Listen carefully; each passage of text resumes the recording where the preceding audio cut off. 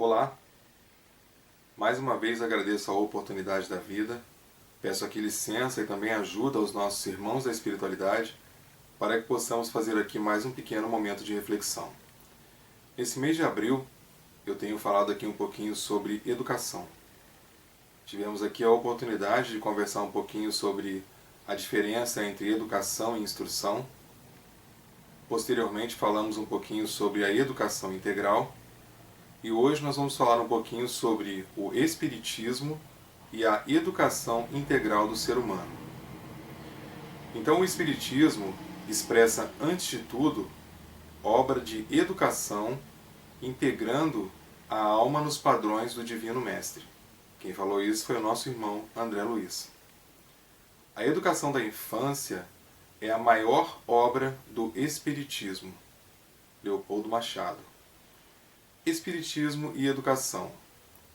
Doutrina eminentemente racional, o Espiritismo dispõe de vigorosos recursos para iluminar a educação como uma filosofia que transpõe todos os imediatismos, que transcende a todos os limites, que descortina os mais amplos horizontes, que atende aos mais nobres interesses e que possui um ideal capaz de impulsionar o verdadeiro progresso. E dilatando as fronteiras da educação, ao informar que ela exerce função nos dois planos da vida, concede-lhe maior abrangência, apontando objetivos de grande alcance e valor moral. Do ponto de vista espírita, a educação não começa no berço, nem termina no túmulo, mas antecede ao nascimento e sucede à morte do corpo físico. É a ação constante, ininterrupta, que ajuda a modificar os seres, auxiliando-os na escalada evolutiva, rumo à perfeição na esfera infinita do tempo. Aquele que se educa tem pela frente tempo suficiente para atingir o ideal da educação à luz do Espiritismo, pois persegue objetivos de longo curso e põe em ação todo o seu potencial com vistas ao alcance dos mais puros ideais de vida.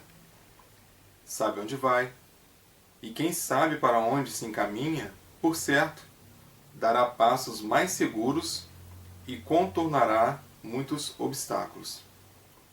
As noções de imortalidade, de progresso contínuo, de livre-arbítrio, de lei de causa e efeito e de vidas sucessivas, mediante a reencarnação, nas quais se deve fundamentar a filosofia da educação que o Espiritismo revela, serão forças capazes de educar. Elas oferecem uma argumentação muito forte em favor da necessidade do progresso espiritual por conter uma motivação igualmente vigorosa para a busca desse progresso. A doutrina espírita representa hoje elevada escola de educação do espírito a serviço de Jesus, com a grandiosa tarefa da edificação do reino de Deus na terra, reino este que se inicia no interior de cada um. Então, nessa forma de educar que o Espiritismo nos propõe, ficou muito claro, né, nessa primeira informação, que o Espiritismo ele não está nos educando somente para essa encarnação. Ele não está nos educando para agora. Ele está fazendo uma educação no nosso espírito, porque o Espiritismo ele nos convida a refletir sobre os nossos atos. Por isso que nós temos o livre-arbítrio. O livre-arbítrio é a possibilidade que nós temos de fazer as nossas próprias escolhas, sabedores que somos que toda escolha determina o que vem em seguida. Se eu fizer uma boa escolha hoje, eu terei uma boa colheita amanhã. Se eu fizer uma escolha diferente hoje ou pouco assertiva, a minha colheita também para o futuro será proporcional àquilo que eu semeei de acordo com a escolha que eu fiz.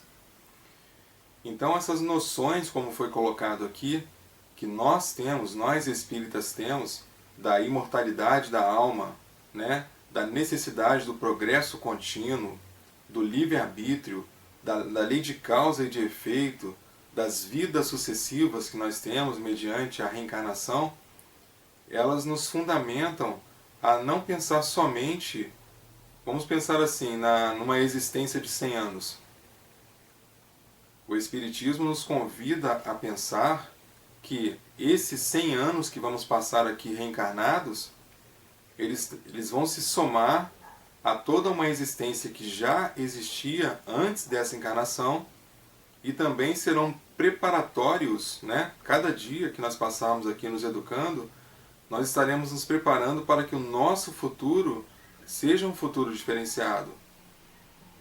O Espiritismo, através da educação integral do ser humano, que na educação integral, como nós já falamos anteriormente, está incluído nessa educação integral a instrução e a educação. Então, só relembrando, a instrução são todos os conhecimentos científicos, técnicos, históricos que nós aprendemos aqui. É como se fosse aqui para nós o conteúdo escolar. Isso seria a nossa instrução. E a educação é a educação do espírito, é a educação moral do espírito. Então eu até mencionei no exemplo anterior a questão das duas asas, né? Que elas têm que bater juntas, a educação e a instrução. Se nós tivermos apenas uma dessas asas batendo de forma vigorosa, nós não conseguiremos atingir o máximo que nós precisamos atingir de perfeição, de evolução na realidade. Nós estamos a caminho da perfeição, mas temos uma longa trajetória ainda para que possamos chegar a esse objetivo. Então a doutrina espírita, ela nos dá essa possibilidade porque ela não fala de forma figurada. Ela coloca a responsabilidade para cada um. Então quando a criança já começa sendo evangelizada, né, recebendo essa oportunidade de pensar sobre os seus atos, recebe essa informação de vidas sucessivas, recebe a informação da imortalidade da alma, recebe a informação que ela deve progredir sempre, recebe a informação de que não adianta apenas se instruir, é necessário também se educar, já é um gigantesco diferencial. Porque traz para aquele que já está sendo evangelizado aquela possibilidade de poder escolher, mas escolher assim, de forma assertiva. Como serão os próximos passos? Quando fala de lei de causa e efeito, é a parte mais fantástica que tem, porque causa e efeito. Então toda escolha determina o que vem em seguida. Né? Ação e reação, sempre vai ser assim. Então quando você já recebe essa informação desde pequenininho, vai sendo ali evangelizado, os pais têm aquele compromisso de levar as crianças na evangelização, o que acontece? A criança já vai crescendo com esse modelo, né, que na realidade quando falamos de modelo estamos falando de Jesus. Então, se a criança já tem esse modelo, né, de perfeição a seguir, que é Jesus, é o nosso irmão perfeito, basta que ela repita, basta que ela imite com todo o seu esforço, com toda a sua dedicação, com todo o incentivo de nós que somos pais, que também estamos tentando imitá-lo, para que a criança também faça parte desse ciclo de imitação do Cristo, de reproduzir os seus atos, os gestos, a sua amorosidade, a sua solidariedade, o seu acolhimento, a sua crença, a sua fé, a sua força. E o Espiritismo faz isso. O Espiritismo tem esse potencial transformador de colocar essa informação desde a base, e essa informação dentro daquele espírito ali que chegou naquela forma criança, esse conhecimento vai se tomando conta do espírito, vai envolvendo o espírito. Então, nesse envolvimento que é feito, o espírito vai também vendo a saída ali, dos seus gestos, dos seus atos, todos sendo norteados pelas orientações doutrinárias que o Espiritismo nos ajuda a colocar em nós, em cada um de nós. Então nós precisamos pegar essas informações e não apenas guardá-las para nós precisamos colocar nas crianças, colocar nos nossos filhos. Porque fala, como falou aqui na primeira informação, a educação da infância é a maior obra do Espiritismo. Educação da infância é a maior obra do Espiritismo, porque é muito mais fácil nós direcionarmos um espírito que chegou com tendências que talvez sejam nocivas para eles e também sejam nocivas para os demais ao seu redor. Então, enquanto criança, é mais fácil para que os pais que têm a ascendência, que devem ter a ascendência sobre seus filhos, possam fazer e propor a ele essa modificação. E é uma modificação não punitiva, não é uma educação que determina castigos, é uma educação que propõe ao espírito pensar sobre os seus atos. Então, só ali nós já estaremos colocando para eles o que? As possibilidades. E quais serão as consequências pelas escolhas que eles fizeram. Às vezes, quando falamos assim, fica parecendo, mas como que nós vamos passar isso para uma criança? De uma forma extremamente simples. Basta que os pais tenham o compromisso de levar as crianças até o centro. Nesse momento de pandemia, nós não estamos podendo fazer isso. Mas a ideia, o que sempre aconteceu, até o pré-pandemia, foi justamente isso. Os pais levavam os filhos até o centro, participavam do grupo de pais para que recebessem também conteúdos ali de família, informações, sempre pautados na doutrina e pautado nos ensinamentos de Jesus. Enquanto os pais estavam ali, as crianças estavam nas salas da evangelização, recebendo os conteúdos de acordo com as suas idades. Então, quando acabava aquele período ali das aulas, iam mais evangelizados para casa os pais, e os evangelizandos, que são as crianças, já com aquela semente ali sendo regada, sendo cuidada, sendo protegida, para que o seu futuro seja cada vez mais assertivo.